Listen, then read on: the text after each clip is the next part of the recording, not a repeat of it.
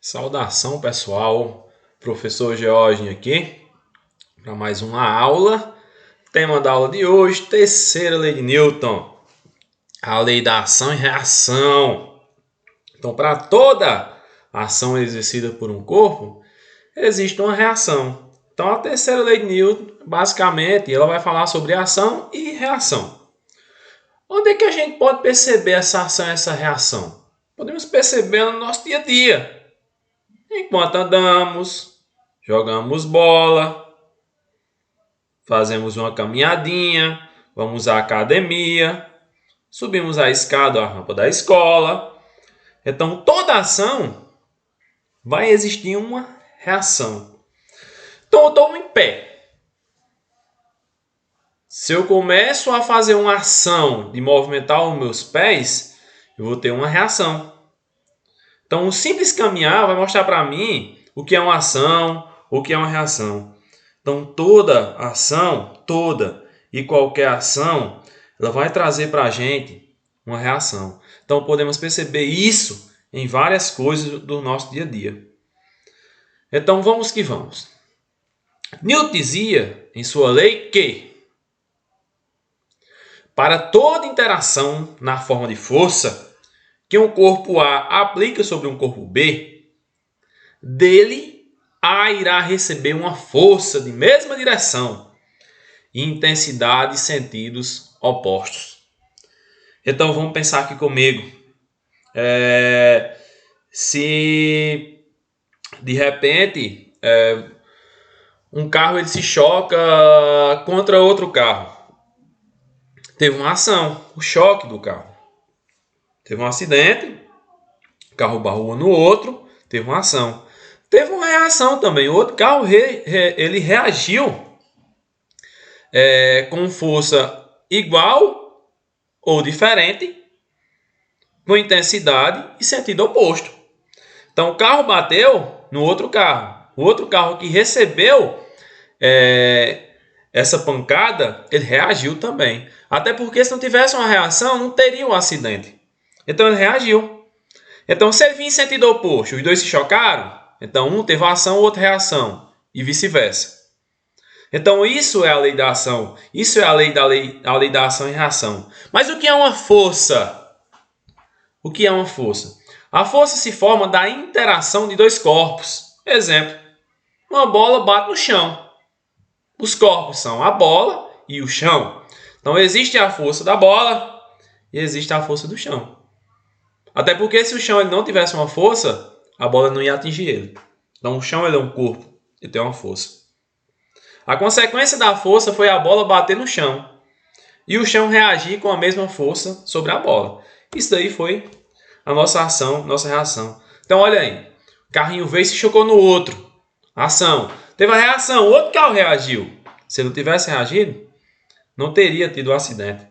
Então duas forças com sentidos opostos, intensidades opostas também, que não podemos dizer se é intensidade igual ou diferente. Mas a gente sabe que aconteceu uma ação e para isso teve uma reação. Uma pedra no solo. A força da pedra sobre o solo recebe uma reação, que é a força do solo sobre a pedra. Então olha a setinha vermelha, é a força que a pedra está fazendo. Está em uma direção. E a azul é a que a terra está fazendo, o solo está fazendo sobre a pedra. Então aqui são duas forças. Duas forças com o quê? Direção igual e sentidos contrários. Então vamos imaginar que quando passar essa pandemia do coronavírus, vamos, sei lá, em um açude ou na praia e vamos navegar em uma canoa. No momento que você faz a força do remo sobre a água, ele vai ter uma reação, que é empurrar a canoa para frente. Então, uma força que eu estou fazendo sobre a água vai ter uma reação. Que reação é essa? Fazer com que a canoa ela vá para frente. Então, tem uma ação, tem uma reação. Eu vou pegar a cadeira na qual eu estou sentado. A ação de pegar a cadeira vai ter uma reação, a massa da cadeira, mesmo ela não tendo movimento. Então, dependendo da massa, a reação vai ser maior. Se for uma massa bem maior do que a minha força, uma intensidade maior, eu não vou conseguir tirar a cadeira do lugar.